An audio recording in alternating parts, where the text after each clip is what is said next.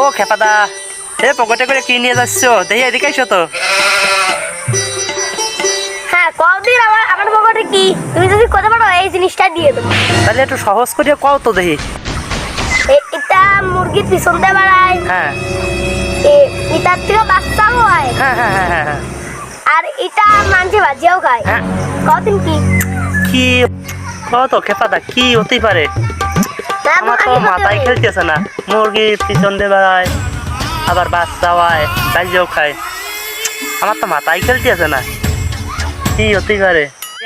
মাথায় খেলতেছে না। তাহলে মনে হয় কলাই ও বিয়ানে।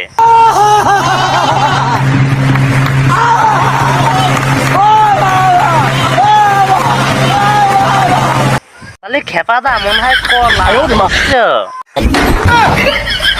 哎呦我的妈！